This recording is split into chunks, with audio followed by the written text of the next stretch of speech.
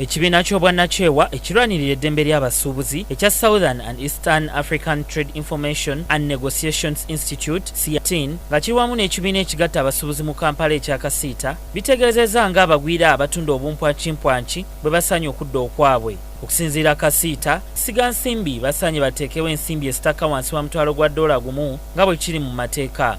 Abagwira bano okusingira ddala Abachina bayingira mu ggwanga nga bamusiga nsimbi era ne baweebwa ne layisinsi naye ate ne badda mu kutunda obumpwankimpwanki ekintu ekiviirako okuvuganya katale ne bannansi ekitali kya bwenkanya. Bakole amalwaliro, bakole amawoteeri okuva ku 3 star okugenda waggulu, awo bajja kuba batuyambidde ddala ate nga bwe batraininga ne bannayuganda okusobola okubeera nga bafuna skills ezinasigala ng'ebintu ebyo bonna basobola okubitwala mu maaso nga obusuubuzi bwe butambula. Naye mu bino ebyobusuubuzi simanyi kudda wano kutambuza capati, kudda mu maduuka, naye nadda ku luwumu, ebyo byo tubasaba baganda baffe bagira bakyakolera mu nsi endala naye wano mu Uganda babirekere bannansi nabo bafune omukisa ogukola ku mirimu.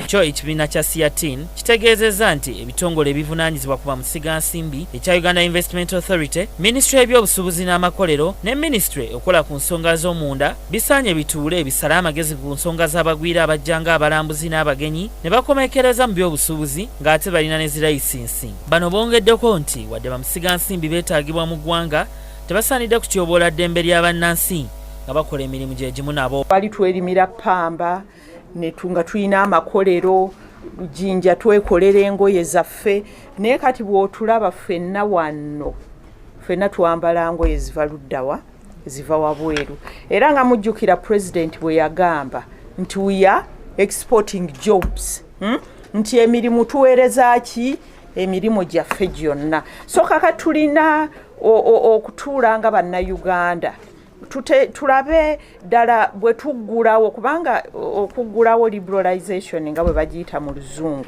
eyo nayo yali nkola yaki yabyanfuna bwe tuggulawo ebintu bwe bijja tujja kufuna emirimu naye emirimu tetugiraba. Ensonga y'Abachina okwenyigira mirimu ejalejjalejja tetandise leero ng'abasuubuzi okusingira ddala b'omu Kampala beemulugunya nti Abachina babamazeko akatale olw'ebintu eby'ebbeeyi ya wansi bye batunda ng'ate n'abasuubuzi ba Uganda bye balina. Naye obutafaananako nga bulijjo Paalamenti yawadde Abachina bano nsalesale wanaku z'omwezi 31 ng'Abachina abali mu ggwanga mu bumenyi bw'amateeka bamaze okudda okwabwe ng'era ne Minisitule y'ebyobusuubuzi esazizaamu layisinsi ze yabawa. Ssenyonga Beka Mulinde, KTV, amalindirire.